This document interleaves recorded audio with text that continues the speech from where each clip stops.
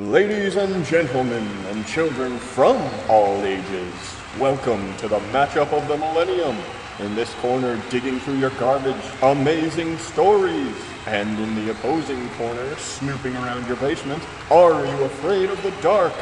Chrononauts, time hunters, goblins, and ghouls, this is Put Up Your Spooks!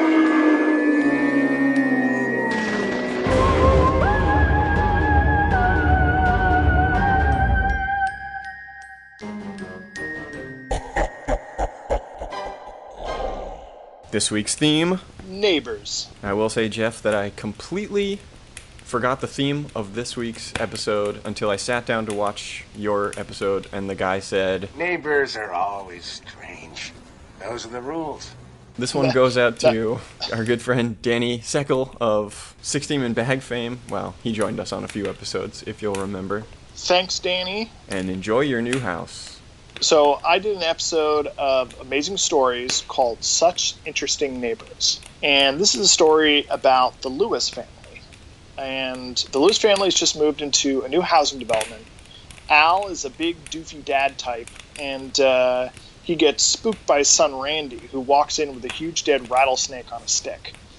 Al tells Randy to get rid of it before his mother sees it, but it's too late. She yells and worries about this new place of theirs in Arizona. Nell is very pregnant, and she's worried about the poisonous snakes.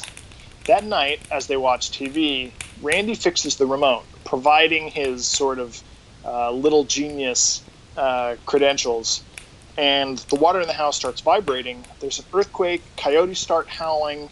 Now Nell is really worried, and she's freaking out. Lamp falls over, and Al dives to catch it, but it breaks. And then suddenly, time resets, and this time Al catches the lamp. Everyone experiences a weird feeling of deja vu. Then they see lights in the house next door, and it's supposed to be empty, so Al thinks it might be thieves. So he and Randy scope it out, and they see a pale man smashing a metal football.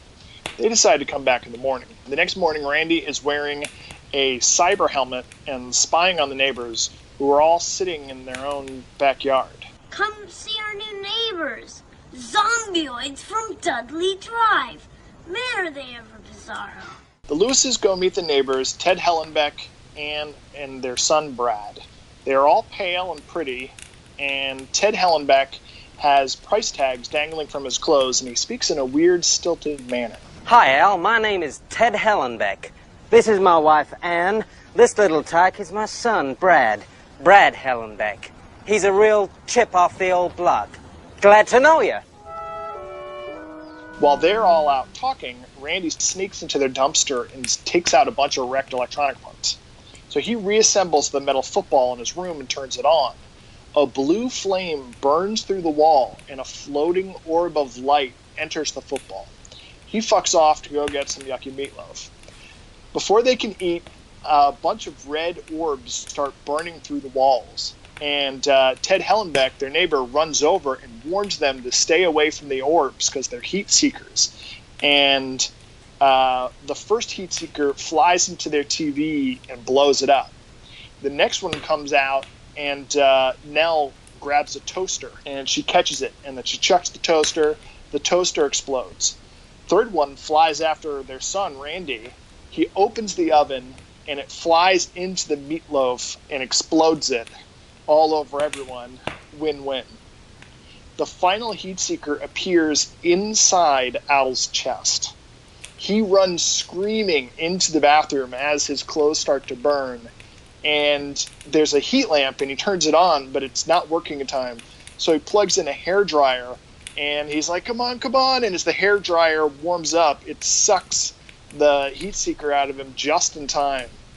And we hear the explosion off screen, and the door where the explosion takes place is framed with chunks of meatloaf.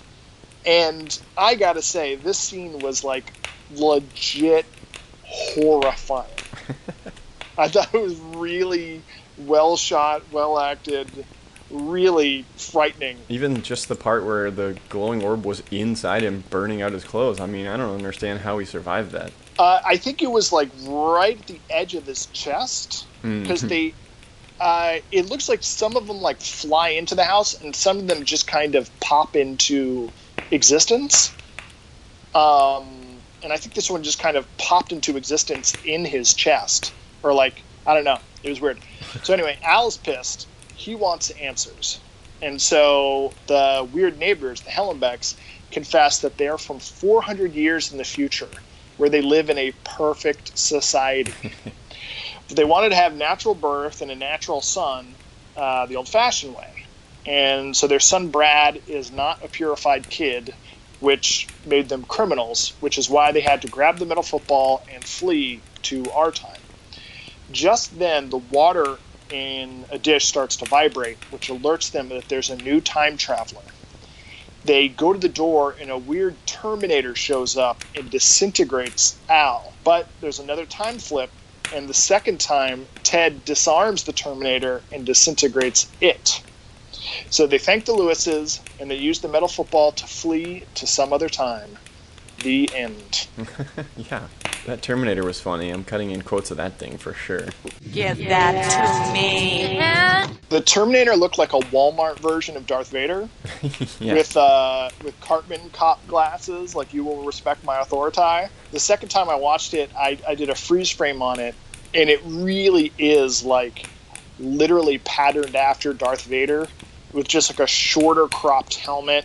Yeah. But it still has like the big shoulders and the cape that comes straight down, and like little bits of like symbols like etched into the front plate of its armor.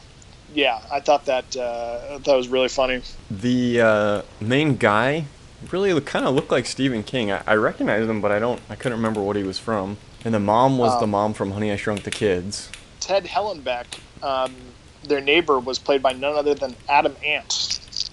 And that was awesome. I know I'm the 80s guy on this show, so Adam Ant, does that mean anything to you? I know the name. Wasn't he like I thought it was like a musical act or something, right?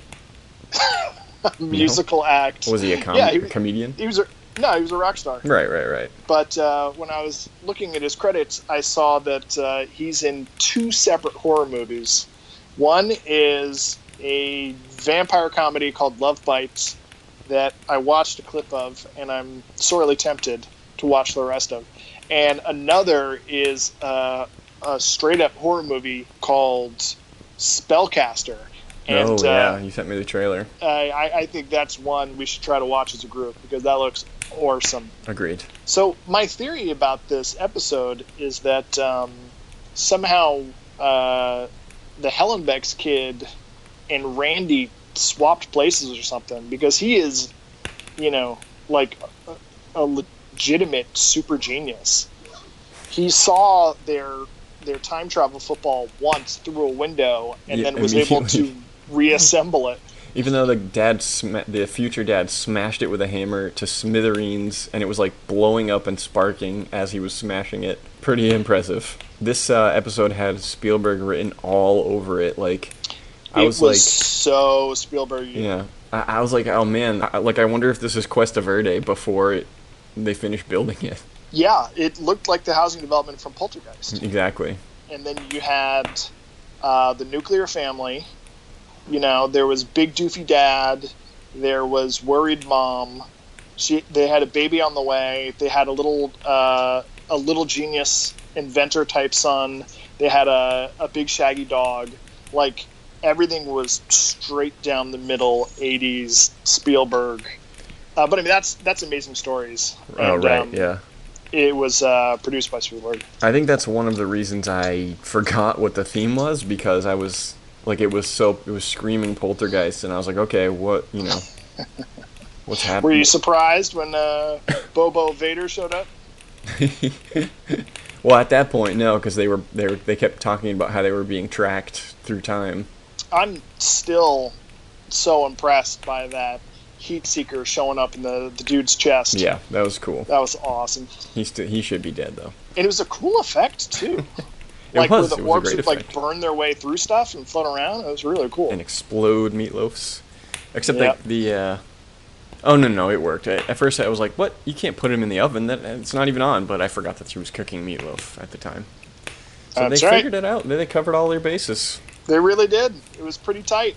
God bless meatloaf. Does it have little chunks of onions in it? Yes. Yuck. Further along the cul-de-sac, you'll find my episode, Are You Afraid of the Dark? The Tale of the Nightly Neighbors. Now, I apologize, Danny, because we only did new neighbors. We didn't do moving into a new house, but close enough. You're the new neighbor, so I think you should do like some spooky stuff to spook out the people whose neighborhood you moved into.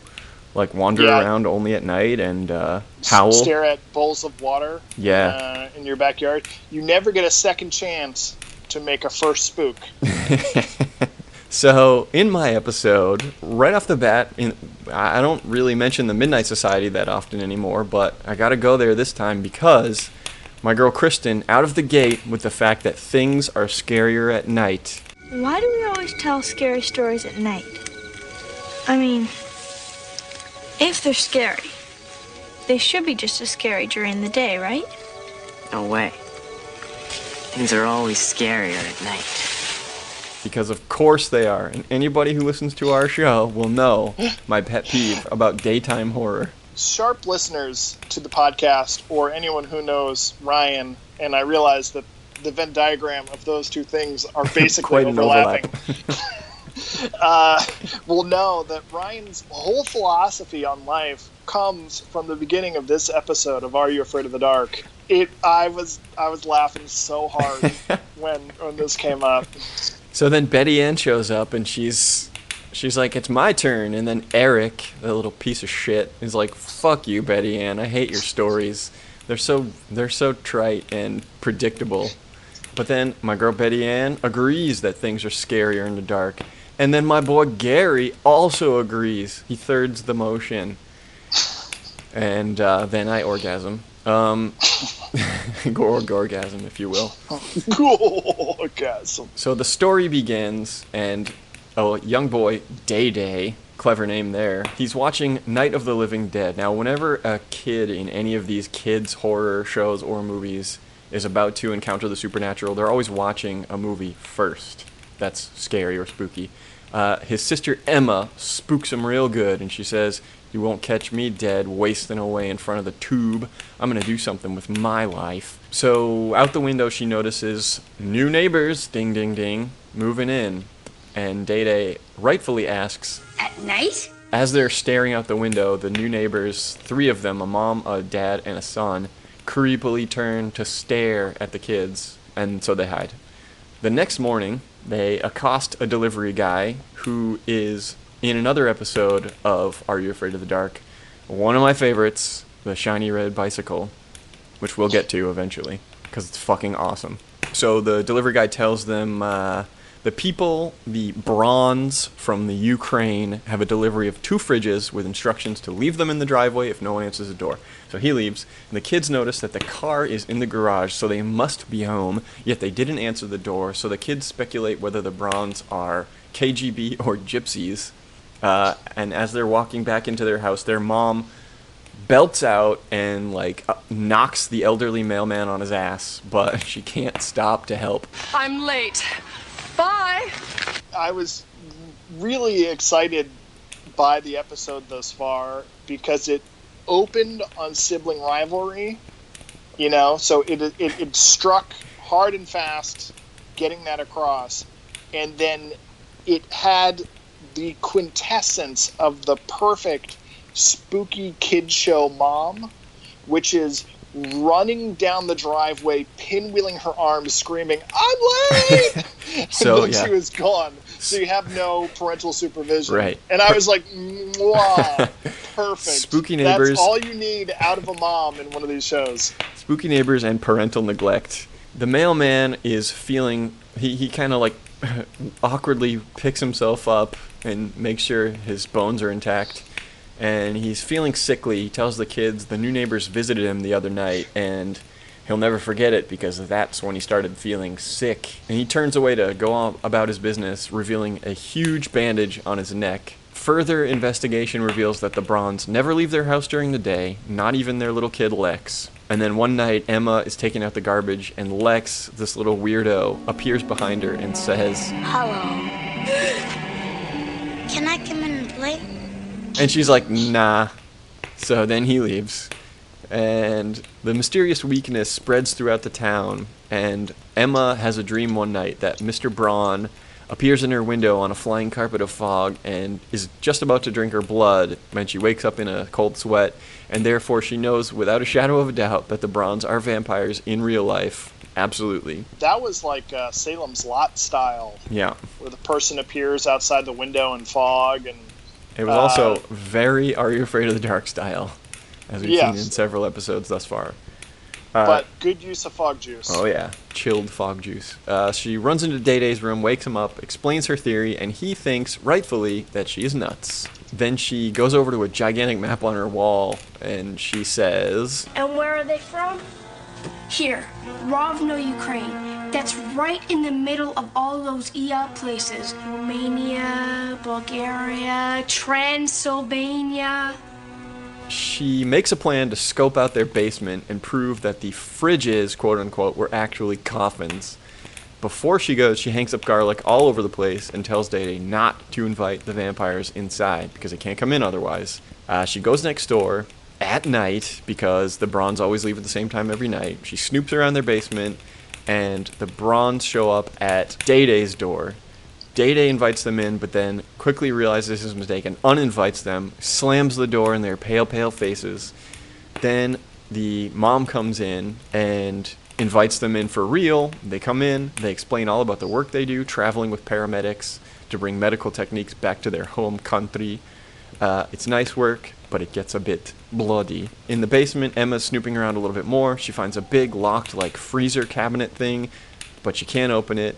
Then she finds the two crates, which contain fridges after all, but they are also locked. And she says, if I can crack them at school, I can crack them here. So apparently she's a total delinquent who's breaking into other kids' lockers to steal their bubblegum. The Brauns have to leave because it's getting late, and the dipshit mom invites them back anytime. I guess it's not fair to call her a dipshit because she doesn't know they're vampires, but they totally do look like vampires. Day-Day somehow beats them back to their house across the street and warns Emma. They open up the fridge anyway because she's desperate to see what's inside, and it's full of glass bottles of blood. And then they escape without being found, but they leave the lock unlocked on the table. They make a plan to break into the Brauns' house the next day and pound wooden stakes through their hearts. Otherwise, they're probably going to die this very night. So they sneak back into the basement in the daytime, and they try to unlock the big freezer, but before they can finish, someone comes down to the basement. They hide under a table, and there's legs that are walking around, and then the legs leave. The kids sneak back outside, but Mr. and Mrs. Braun are there in full sunlight. They explain that they have been switched off the night shift and that they have been storing excess blood for the hospital. They go on to say that Lex, their child, isn't feeling well, and could he possibly come over tonight to play video games? Lex and Emma walk away, cowed and ashamed, but safe, knowing they were wrong about the vampires all along, and hopefully relieved that they didn't murder anyone. They didn't seem remorseful about the fact that they were about to commit murder. With very little evidence. Very little evidence. So they leave, and then Mr. and Mrs. Braun go down into the basement, and they immediately know those rotten kids were snooping around down there. They're like, they were here, weren't they? And Mrs. Braun's like, yeah, but don't you worry, tonight's the night. Then they thank their lucky stars the kids didn't finish opening the big freezer, which they then do, revealing a coffin with Lex, their master, inside. They're like, oh, no one would ever suspect a kid could be a vampire. And then Lex reveals his vampire teeth and goes, "Oh, oh, oh, oh."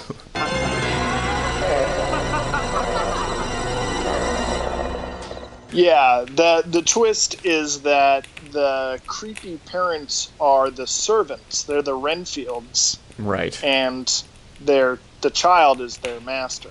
Which was a good twist. It was a good twist, although it was never in question that the kid was a vampire or not. It was more surprising that the parents weren't vampires because they were all pale with dark circles around their eyes, and they were always talking about blood. It was more surprising and it did give you plausible deniability or plausible suspension of disbelief that when the kids saw the parents out in the daytime, they're like, no, we were just working a night shift, now we work the day shift, and there's a reason for everything.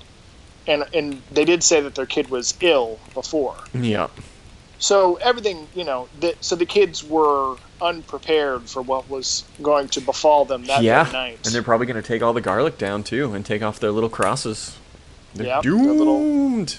Scary ending. We should have been keeping tally of scary endings versus happy endings. A rare scary ending. Back out to the Midnight Society, where Betty Ann finishes her tale with this little ditty. With ghosts and ghouls, there are no rules, but a vampire's bite only comes at night. The end.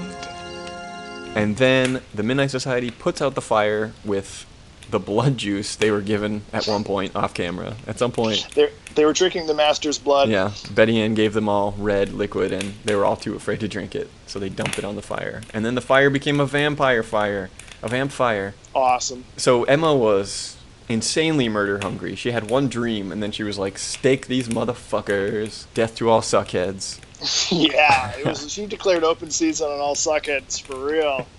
I gotta admit, Mrs. Braun, she was a stone cold fox. Oh yeah, quite a smoker. Wake up, master. The sun is gone. So for such interesting neighbors, body count, I would say one robot, one rattlesnake. Oh, I was so scared of that rattlesnake because they can still bite even after death. That's true. That was the scariest part of the episode. Well, I thought the heat seeker appearing in the dad's chest. Oh yeah, that was pretty scary. Whether it's scare factor or shock factor, this is a pretty whimsical sci-fi family episode. It was not horror by any stretch of the imagination. Nah. So I put it scare factor medium for the heat seeker in the chest scene, and shock factor medium. Pretty shocking. There were Terminators and stuff. Yeah, the Terminator was shocking. Especially it didn't appear in their house. It knocked at the front door and waited politely for them to open it. And it was like, ouch, that hurts. Ouch. I'm feeling pain. Take your hands off me. Take your hands off me. Oh, this is giving me pain. Oh, this is hurting. Gross factor low to zero. Yeah. I mean, it had a dead rattlesnake on a stick, I guess. Yeah. Theme of interesting neighbors. I would say 100%. Very high. What the factor? Well, I fully expected them to be evil neighbors. I thought they were going to be robots or something. Mm-hmm. Because that guy was wailing on that machine, and they were introduced as kind of maybe would-be robbers and stuff. So when they turned out to be just quite affable and friendly and nice and forthcoming, I found that to be a nice twist. All right, I give it a low. What the factor? Uh-huh. I think its strongest rating is totally 80s. Just because of the suburbia and the Spielbergia? Poltergeist housing development, yeah. Super Doofy Dad, Whiz Kid, Heat Seekers. I don't know why in the 80s. Explorers. It was a total Explorers thing. Or on Airwolf, where they have watch out, these are heat-seeking Oh, missiles. right. Heat-seeking was just a big element of sci-fi in the 80s. Meatloaf as the big joke. I love Meatloaf. Was very 80s. Meatloaf as a joke might be more of a 90s thing. I'm not sure. We might have to research that. It was very big in the 80s. Well, all portions were very big in the 80s. And last but not least, Adam MFN Ant. Glad to know you. Are You Afraid of the Dark? The Tale of Nightly Neighbors. Body count? I don't know. I think they just drained. I don't know if they ever actually killed anybody. I'm going to put 0 for body count. Yeah. Unless you count the vampire, who was a body, technically. I do not, because you could have been born a vampire for all we know. Whoa. Scare factor? I mean, it had a good kid scare factor, vampire in the window. It was good. I thought they did a good job of adapting it to a kid's show. Gross factor. Well, the band-aids on the necks were a little bit gross. That always just kind of grosses me out, band-aids in general. Large band-aids are kind of upsetting. It's worse when you find them just on the ground or, like, on your shoe, but, you know, on the body, they're still kind of gross. Theme of interesting neighbors. Easily as equal to Amazing Stories. I think that's fair and accurate. They also both had neighbors in the title. Hella 90s? Yeah, I mean, I guess. Was vampires more an 80s thing or more a 90s thing? I guess it kind of crossed decades. Yeah. What the factor? Yeah. It had a nice twist. I think it had a nice twist, yeah. What I will say is I thought it was pretty funny. I thought the little brother, Day-Day, was, like, good. He was actually, bucking tradition. He, funny, he was snappy repartee. The Emma wasn't that great. And she had some rotten lines to deal with. They're vampires, all right. They gotta be. And he was also desperate to not murder people that he didn't know. Yes, he was at least reluctant to murder people. And the winner by a knockout. Amazing Stories. Did you notice that when the Braun family came into the house, they cast reflections in the hallway mirror? I did not notice. Was it a mistake? Was it intentional? We'll never know. So my question for you, if you suspected your neighbor was a vampire, in all seriousness, what would you do?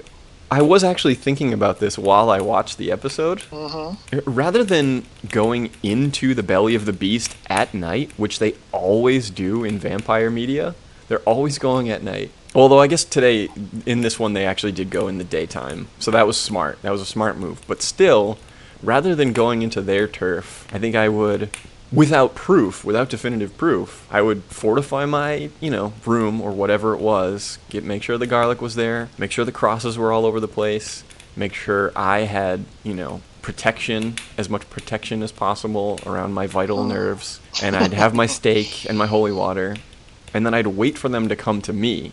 Once they're in your house, you can murder them and not go to jail. You murder them in their house, you're looking at, I don't know, 20 to life. Yeah, I mean, it's kind of weird when you live in a large city because it's just, no matter how safe your city is, just statistically there are murderers in your city. All over the damn place. And it's not incumbent upon you to go and hunt them all down and drive stakes in their hearts. Is it better just to kind of turn a blind eye and protect yourself? Now, what we normally get in these kinds of stories is either the vampires are coming for you or they're after your boyfriend or girlfriend. Right. Or they're after a friend of yours. And then it's personal. Right. So I didn't think about that. In this one, they specifically went on the attack because they thought they were coming for them that night, which they were. They were correct. They were right, yeah. So in that scenario, that's, I guess, what I would do. But in case you needed to, like, prove it to yourself, maybe try following them to the other neighbor's house and watching whether they drink the neighbor's blood or not, so that you know for sure. It would definitely take a lot of you'd have to do a lot of staking out. It's absolutely fascinating work, although sometimes a bit bloody. Knock knock. Who's there? Time-traveling vampire. Time-traveling vampire who? Knock knock. Who's there? Time-traveling vampire. Time-traveling vampire who? Knock knock. Rerun for your life!